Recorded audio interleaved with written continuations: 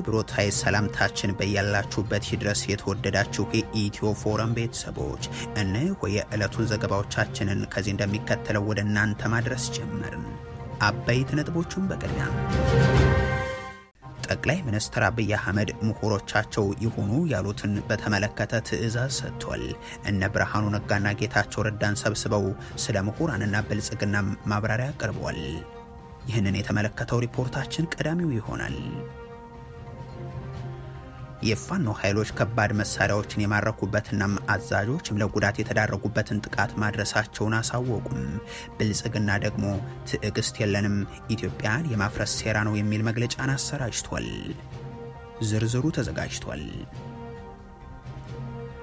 ሁለቱ ጄኔራሎች ትግራይን በተመለከተ ይናገራሉ። የመከላከያ ሰራዊቱ ከፍተኛ አመራር ሌተናንት ጄኔራል አጫሉ ሸለመም የትግራይ ተወላጅ የሰራዊት አባላትን ሲያስጠነቅቁ ተሰምቷል። የቀድሞው ኤታማዦር ሹም ሳሞራ የኑስ ደግሞ የትግራይ መንግስት እንዲፈርስ የጠየቁበትን ማብራሪያ ነው የሰጡት። ይህንንም እንመለከታለን። ኮሚሽነሩ ታሰሩ። በሌላ በኩል ብልጽግናም የ200 ሺህ ብር ዋስትና በፍርድ ቤት ተፈቅዶላቸው አግቷቸው የሰነበቱትን ፖለቲከኛ ከእስር መልቀቁ ታውቋል። ሌላኛው መረጃችን ነው። በኢራን የተቀሰቀሰው ተቃውሞ እንደቀጠለ ይገኛል። የኢራን መንግስት ተቃውሞች ለመቆጣጠር እርምጃ እየወሰድኩ ነው ሲል አሳውቋል። የአሜሪካው ፕሬዝዳንት ዶናልድ ትራምፕ ደግሞ ኢራን ተቃዋሚ ሰልፈኞችን መግደል የምትቀጥል ከሆነ ጣልቃ ለመግባት እገደዳለሁ ብለዋል። የተወደዳችሁ የኢትዮ ፎረም ቤተሰቦች አብራችሁን ስትቆዩ እነዚህንና ሌሎችን መረጃዎችን ታደምጣላችሁ። ሰናይ ቆይታ ይሆንላችሁ። ጠቅላይ ሚኒስትር አብይ አህመድ ምሁሮቻቸው ይሁኑ ያሉትን በተመለከተ ትዕዛዝ ሰጥቷል። እነ ብርሃኑ ነጋና ጌታቸው ረዳን ሰብስበው ስለ ምሁራንና ብልጽግና ማብራሪያ አቀርበዋል። አብይና የብልጽግና ምሁራን መካከል ባለፉት ዓመታት የታዩ ክስተቶች መነጋገሪያ ነበሩ። ጠቅላይ ሚኒስትሩ የሀገሪቱ ምሁራንን ድሃ እያሉ ሲሰድቡ፣ የአብይ ምሁራን ደግሞ ህዝብ ጠፋ እንጂ መሪስ አግኝተን ነበር ሲሉ ነው የሚታወሱት። እንዲህ ያለ ግንኙነት ካላቸውና ምሁራን ተብለው ከተጠሩ ሰዎች ጋር የብልጽግናው ፕሬዝዳንት በአዲስ አበባ ዩኒቨርሲቲ 75ኛ ዓመት አከባበር ጋር በተያያዘ ስብሰባ አከናውኗል። ከዛም ምሁራንን አወድሰው ሊሆኑ ይገባቸዋል ያሏቸውን ደግሞ ሲያዙ ተሰምቷል። ጠቅላይ ሚኒስትሩ ዛሬ ምሁር ማን ነው ብለው ያስቀመጡት መስፈርትም በስሜታዊነት የማይነዳ ሀሳብ አክባሪና አፍቃሪም፣ ጥልቅ አሰላሳይና ብዙ ጠያቂ አንባቢ፣ ነቃሽና ተንታኝ፣ ችግር ፈችና መፍትሄ አሳሽ ሲሆን ነው በማለትም አስቀምጧል። የብልጽግናው ፕሬዝዳንት ያምናና ታቻምና የምሁር ትንታኔ ደግሞ ድሃ የባለ ሀብት ታሪክን እየጻፈ ኢኮኖሚስት ነኝ የሚል መኪና እንኳን የሌለው መናኝ የሚል ነበር። ጠቅላይ ሚኒስትሩ ከዚህ በፊት ባለ ሀብቶችን ሰብስበው የሀገሪቱ ምሁራንን እንዲህ ሲሰድቡ ተሰምተው እንደነበርም የሚዘነጋ አይሆንም። የፖለቲካ ፊሎሶፈር ነን፣ ፕሮፌሰር ነን፣ ዶክተር ነን የሚሉ ሰዎች በዚያም የሚጠሩ ሰዎች አሉ። የኢኮኖሚ ዶክተሮች እንዴት ነው ዶክተርናቸውን ያገኙት ስትሉ ሳሚ ሸንሻይን እንዴት ብሎ ባለሀብት ሆነ ብሎ በማጥናት የሱን ታሪክ በመጻፍ የታደሰ ጥላሁንን ታሪክ በመጻፍ የአብነትን ታሪክ በመጻፍ እናንተን ተርከው ኢኮኖሚስት የተባሉ ቢሆንም ሁላችሁም እንደምታውቁት የሚነዳ መኪና እንኳን በወጉ የላቸው። ዛሬ ደግሞ አሳሽ ነቃሽ እያሉ እነጌታቸው ረዳና ብርሃኑ ነጋ በተገኙበት መድረክ ላይ ስለ ምሁራን ለብልጽግና ያላቸው ሚና ሲያብራሩ ውሏል። ከአልጀዚራው ቃለ ምልልስ በኋላ እንደ ዛሬው ባሉ የጋራ መድረኮች እንጂ በተናጠል አቶ ጌታቸውን ለማግኘት ያልፈቀዱት አብይ ዛሬ የአማካሪና ሚኒስትሮቻቸውን ማብራሪያም አድምጠዋል። የጠቅላይ ሚኒስትሩ አማካሪ ጌታቸው ረዳ እንደ ዛሬው ሳይሆን ከዚህ በፊት ምሁራንና አብይ አህመድን በተመለከተ ያቀርቡት የነበረው ማብራሪያ ግን ብዙዎች የሚያስታውሱት ነው። አንድ ወደ ቤተ መንግስት በምሁርነት የተላኩ ሰው ከዓመታት በፊት አሁን አብይ የተባለ መሪ ያገኘው ግን ህዝብ አጣው ማለታቸውን ተከትሎም ነበር አቶ ጌታቸው በወቅቱ ምላሽ የሰጡት። ምን ይመስለኝ ነበር መሪን ያጣ ነው ል ነበር። በጣም ብዙ ጊዜ ነው መሪ ያጣን ስል፣ አሁን ደግሞ ህዝብ አጣው። ህዝብ ነው የጠፋው እንጂ መሪስ ነበር የሚል እኔ እድሜ ባይሰጠኝ ደስ ነበር። እናቴ ምትላለች ሰው እስኪጠላህ ድረስ እድሜ አይሰጣል። ይሄን ከምሰማ እድሜ ባይሰጠኝ መርጥ ነበር። ሳይኮፋንሲ ምን አይነት ደረጃ ላይ እንደደረሰ መሪን ለማድነቅ ብለህ ህዝብ ነው የጠፋው እንጂ በላይቭ ቲቪ ጠቅላይ ሚኒስትር ጽሕፈት ቤት ውስጥ ተቀምጦ አሁን ሳየው መሪ ሳለን ካሁን በፊት መሪ ነበር የጠፋው አሁን ህዝብ ነው የጠፋው ህዝብ ፍለጋ መኳተናች ህዝባችን ትክክል ነው ጥያቄዎቹ ገና አልተመለሱም እንደምን መልስ ግን ምልክት ማየት ስለጀመረ በቲፒኤልኤፍ ካሁን በፊት የመመለስ አቅም ሙሉ እምነት ስላለው ሌላ ተጨማሪ ድል ስለሰጠነው የተንቀሳቀሰን ዴሊቨር እናደርጋለን እንዳትማቻከናሽ የፋኖ ኃይሎች ከባድ መሳሪያዎች የተማረኩበትና አዛዦች ለጉዳት የተዳረጉበትን ጥቃት አደረሰን ሲሉ ገለጹ። ብልጽግና ደግሞ ትዕግስት የለንም ኢትዮጵያን የማፍረስ ሴራ ነው የሚል መግለጫ አሰራጅቷል። አገዛዙ በአማራ ክልል ለተከታታይ ሳምንታት በተለያዩ ቦታዎች ስብሰባዎችን አድርጎ የፋኖ ኃይሎችና አመራሮችን አስወግዟል። ከዚህ በፊትም የፋኖ ኃይሎች ይዘታዎች ተደርገው ይጠቀሱ በነበሩ አካባቢዎች ላይ ጭምር የክልሉ አመራሮች ተገኝተው ያደረጓቸው ስብሰባዎችም ለቀናት ተከናውኗል። ብልጽግና የነዚህ ስብሰባዎችን መገባደድ አስመልክቶ ያወጣው መግለጫ ግን የተለመደ ችግርን ውጫዊ የሚያደርግ የተፈጠረውን ቀውስን መነሻንም ካገዛዙ የሚያደርግ ነው። ባዕዳንና ተላላኪ ባንዳዎች ኢትዮጵያና ክልሉን ለማመስ ያልፈነቀሉት ጉድጓድ የለም ይላል የአማራ ብልጽግና። ኢትዮጵያ ከመታመስ አልፋ ሚሊዮን ገዳይ ጦርነት ማድረጓን የተላኩበት ክልልን በመቶዎች የሚቆጠሩ ድሮኖች የሚቀጠቀጥ መሆኑን የረሱት የባህር ዳር ተላላኪዎች ግን አሁን ሰላም ሰፍኗል ሲሉ ገልጿል። ከዛም የውስጥና የውጭ ጠላቶቻችን በተቀናጀ መልኩ ኢትዮጵያን ለማፍረስ ክልሉን በልዩ ልዩ የሴራ መንገዶች ለማዳከም ነው የዘመቱብን ሲሉ ይገልጻሉ። ብልጽግናቸውን ቅዱስ ጽንፈኛ ያሉትን የክልሉን ወጣት ደግሞ አሸባሪ ብለው ፈርጀው መግለጫ ያወጡት እነዚህ ሹማምንት ጽንፈኞችና ተላላኪዎችን አንሸከምም ከዚህ በኋላ ማንታገሳቸውም እያሉ አብራርቷል። የሚላላኩት የብልጽግናው መንግስት ባለፉት 2 ዓመታት ታገስኩ በሚልባቸው ጊዜያት የ3 ወር ህፃንም የ83 ዓመት መነኩሴም በታጋሽ ድሮኖቹ ገድሎ አሳይቷል። አገዛዙ ታጋሽ ነኝ እያለ ያጋደለው ወጣት ያወደሙ ትምህርት ቤትና ጤና ጣቢያ ለናረጋ ከበደ አስተዳደር ለሪፖርትነት የሚበቃም አልሆነም። መግለጫቸው ጦርነት የሚቀጥል ቢሆንም አሁን በክልሉ ሰላም ሆኗል፣ ያለው ኮሪደር ነው፣ እጅ መስጠት ነው፣ ኢንዱስትሪ ነው፣ አረንጓዴ ልማት ነው የሚል ስላቅንም አስከትሏል። ይህ መግለጫ በአገዛዙ ልሳናት እየቀረበ በክልሉ በርካታ አካባቢዎች ግን ጠንካራ ውጊያዎች ነበሩ። በጎጃም ቀጠና የነበረው ደግሞ በቀዳሚነት የሚጠቀስ ነው። በምስራቅ ጎጃም ከደብረ ማርቆስ አቅራቢያ ስናን ጮቄ ተራራማ ስፍራዎች አካባቢ የተፈጸመው ጥቃትና የተደረገው ውጊያን ተከትሎ በኢትዮጵያውያን ላይ ከደረሰው ሰብአዊ ጉዳት ባሻገርም የፋኖ ኃይሎች በርካታ ከባድና የነፍስ ወከፍ መሳሪያዎችን ያገኘንበት ነው ብሏል። ሞርታር፣ ዲሽቃና ብሬኖችን ጨምሮ ሌሎችም መሳሪያዎች በዚሁ ቀጠና ስናንና ማቻክል ላይ መማረካቸውንም ያክላሉ። እናረጋ አሁን ክልሉ ሰላም ነው እያሉ የ4 ኪሎና የቢሾፍቱ ላኪዎቻቸው ደግሞ ድሮን ልከው በጎጃም በርካታ አካባቢዎች ቅኝት ሲያደርጉ ነው የዋሉት። ባለፉት ተከታታይ ሳምንታት በመቶዎች የሚቆጠሩ ሰዎች በክልሉ የድሮን ጥቃቶች መገደላቸውን መረጃዎች ያመለክታሉ።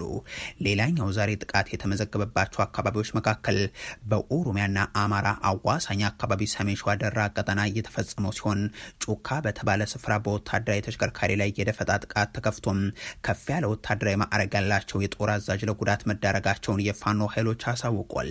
ተመሳሳይ ጥቃት በደቡብ ጎንደር ጨጨሆ አካባቢም ደርሶ እንዲሁ በአካባቢው የጸጥታ አመራር ላይ ጉዳት ማስከተሉ ታውቋል። የባህር ዳሩ የብልጽግናው ቅርንጫፍ ደግሞ ሚሊዮኖች ህዝብን አወያየው አሁን የሰላም አየር እየተነፈሰ ነው የሚል መግለጫን በሚያስነግርበት ተመሳሳይ ዕለት የሱዳን ድንበር አካባቢ በምዕራብ ጎንደር መተማ ደለሎ ተብሎ በሚጠራ ስፍራ በሰሜን ወሎ ሀብሩ ጊራና ከተማ ዙሪያ ዜጎች የሚሞቱበት የሀገር ሀብትም የሚወድምበት ውጊያ ሲደረግ ነበር። የብልጽግናው መንግስት መግለጫ ግን ባለፉት 7 የለውጥ ዓመታትም ኢትዮጵያዊ የሆነ ሁሉ ሰብአዊና ዲሞክራሲያዊ መብቶቹ ተከብረውለት በነጻነት እንዲኖር ያስቻለ ነው የአማራ ህዝብ የሚል ስላቅ አካቶበታል። ሁለቱ ጀነራሎች ትግራይን በተመለከተ ይናገራሉ። የመከላከያ ሰራዊቱ ከፍተኛ አመራር ሌተናንት ጀነራል ሀጫሉ ሸለመም የትግራይ ተወላጅ የሰራዊት አባላትን ሲያስጠነቅቁ ተሰምቷል። የቀድሞ ኢታማጆር ሹም ጀነራል ሳሞራ የኑስ ደግሞ የትግራይ መንግስት እንዲፈርስ የጠየቁበትን ማብራሪያ ነው የሰጡት። ሁለቱም በብልጽግናው ልሳናት ወጥተው የተናገሩት እነዚህ ለአገዛዙ የሚሰሩ ወይንም ደግሞ የሚወግኑ ወታደራዊ አዛዦች ንግግር በአመዛኙ ትዕዛዝ ያለበት ነው። ለ17 ዓመታት የኢትዮጵያ መከላከያ ሰራዊት ጠቅላይ ኢታማጆር ሹም የነበሩትና ጠቅላይ ሚኒስትር አብይ አህመድ ስልጣን በያዙ ጥቂት ወራት ልዩነት ውስጥ የተሰናበቱት ጀነራል ሳሞራ የኑስ በትግራይ ወቅታዊ ሁኔታ ላይ የሚሰጡትን ሀሳብ አሁንም ቀጥሏል። በድጋሚ ለብልጽግናው አዲስ ዘመን በሰጡት ማብራሪያ ደግሞ ስለ ምርጫ ያብራሩበት ሆኗል። የትግራይ ህዝብ በመረጠው መንግስት መተዳደር አለበት የሚሉት ሳሞራ ህዝቡ ምርጫ ማካሄድ ህገ መንግስታዊ መብቱ ነው ብለው ለምን ምርጫ አደረግ ተብሎ ጦርነት ስለታወጀበት ህዝብ ሀሳባቸውን አቅርቧል።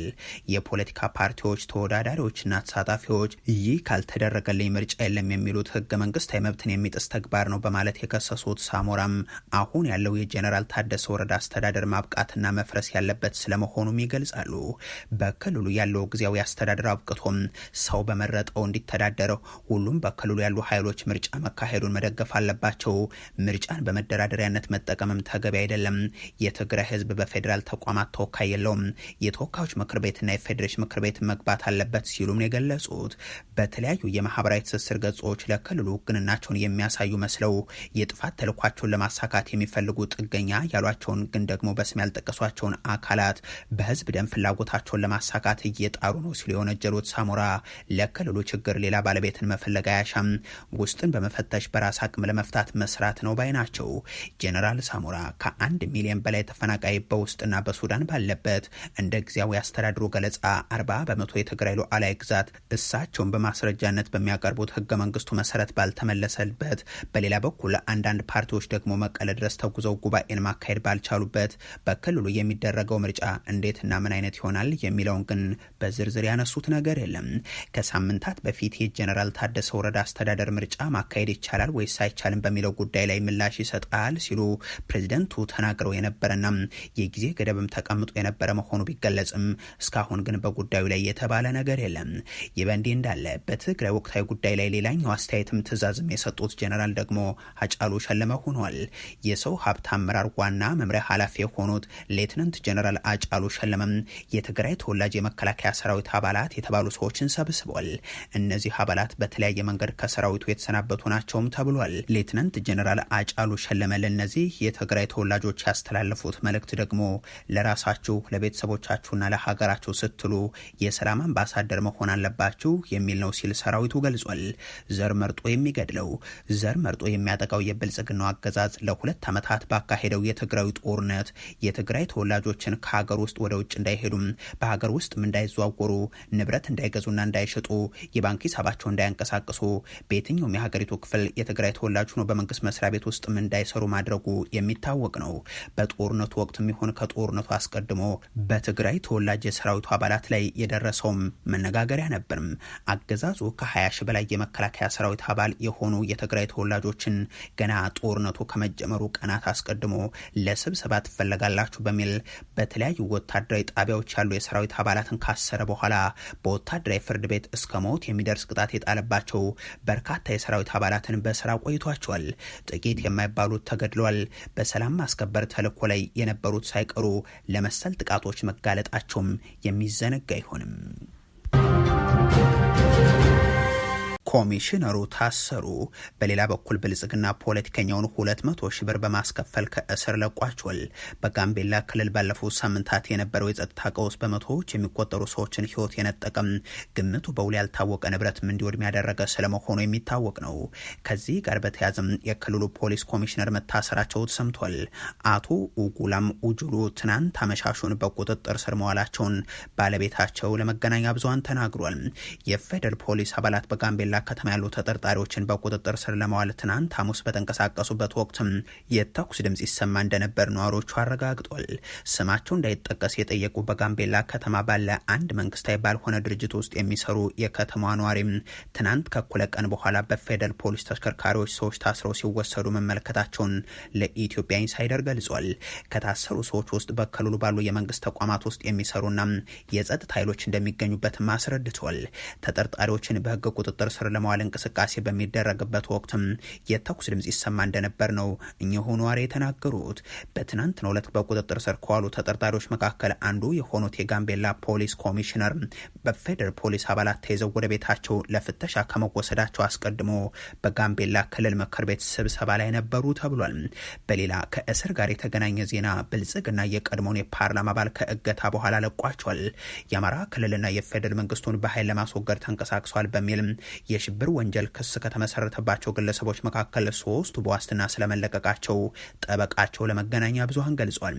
እያንዳንዳቸው 200 ሺህ ብር ዋስትና በማስያዝ ከተለቀቁ ተከሳሾች ውስጥም የኢዴፓ ከፍተኛ አመራርና የፓርላማ አባል የነበሩት አቶ አብዱራህማን አህመድ እንደሚገኙበትን የተገለጸው ለእስር ከተዳረጉ 2 ዓመት ሊሞላቸው ከ3 ወራት ያነሰ ጊዜ የሚቀራቸው ተከሳሾቹ በቀረበባቸው የሽብር ክስ ላይ በፌደራሉ ከፍተኛ ፍርድ ቤት ሲከራከሩ ቆይቷል።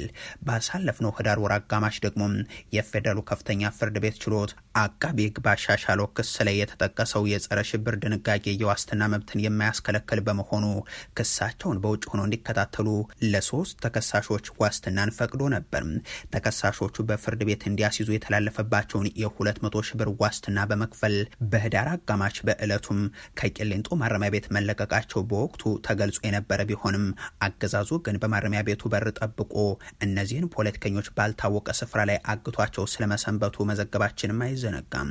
አሁን ያ የዋስትና መብት ተከብሮም ከወራት አገዛዛዊ እገታ በኋላ መለቀቃቸው ታውቋል። በኢራን የዋጋ ግሽበትና የኑሮ ውድነትን ተከትሎ የተቀሰቀሰው ተቃውሞ እንደቀጠለ ነው። የኢራን መንግስት ተቃውሞችን ለመቆጣጠር እርምጃ እየወሰደ ስለመሆኑ ገልጿል። የአሜሪካው ፕሬዚደንት ዶናልድ ትራምፕ ደግሞ ኢራን ተቃዋሚ ሰልፈኞችን መግደል የምትቀጥል ከሆነ ጣልቃ እንገባለን ሲሉ አስጠንቅቋል። በኢራን የተለያዩ ከተሞች የኑሮ ውድነትና የሀገሪቱ ገንዘብ የመግዛት አቅም ማሽቆልቆሉን በመቃወም በርካታ ሰዎች አደባባይ ወጥተው ድምጻቸውን ማሰማት ከጀመሩ ቀናት ተቆጥሯል። በዚህም ሳቢያ ትራምፕም ኢራን ተቃዋሚዎችን በጭካኔ በጥይት የምትገድል ከሆነ እርምጃ ለመውሰድ እገደዳለው ሲሉ ገልጿል። ትራምፕ ይህንን ያሉት ከ3 ዓመት ወዲህ በኢራን ውስጥ ያጋጠመ ነው በተባለው የአሁኑ ተቃውሞ በርካታ ሰዎች መገደላቸውን የሚያመላክቱ ዜናዎች መውጣታቸውን ተከትሎ ነው። በተቃዋሚዎችና በመንግስት የጸጥታ ኃይሎች መካከል ግጭቱ የተቀሰቀሰው ባሳለፍነው እሁድ ባለሱቆች በፍጥነት እየጨመረ ያለውን የዋጋ ንረትና መንግስት እያሽቆለቆለ ያለውን የሀገሪቱን የመገበያያ ገንዘብ ለመታደግ ምንም አላደረገም በሚል ተቃውሞ ካሰሙ በኋላ ነው። ባለፉት ተከታታይ ቀናትን በበርካታ ከተሞች ተቃውሞ ተቀጣጥሏል። የኢራን መንግስት ታዲያ ይህንን የማህበረሰቡንና የህዝቡን ጥያቄም በውጭ ወራሪዎችና የሀገር ውስጥ ቅጥረኛ ኃይሎች አማካኝነት እየተካሄደ ያለ እንቅስቃሴ ሲል ገልጾም እርምጃ እየወሰደ ስለመሆኑ አሳውቋል። የኢራን ፖሊስ ዋና አዛዥ አህመድ ሬዛ ራዳን በሀገር ውስጥ የመገናኛ ብዙሃን በኩል በተላለፈው መግለጫቸው የጠላቶች የብጥብጥና የመከፋፈል እንቅስቃሴን እያከሸፍን ነው ብለዋል። የኢራን የጸጥታና የህግ ተቋማት በተቃውሞቹ ላይ በሚሳተፉት ላይ እርምጃ እንደሚወስዱ በተደጋጋሚ እያስጠነቀቁ ናቸው። የአሜሪካው ፕሬዚደንት ዶናልድ ትራምፕ ደግሞ እነዚህ ተቃውሟቸውን የሚያሰሙ ዜጎች ላይ እርምጃ የምትወስዱ ከሆነ እኔም እናንተ ላይ እርምጃ ወስዳለው የሚል ማስጠንቀቂያ ነው ያሰራጩት። የተወደዳችሁ የኢትዮ ፎረም ቤተሰቦች ለዛሬ ያሉን መረጃዎች ይህንን ይመስሉ ነበር። አበቃን። ቸር ያሰማን።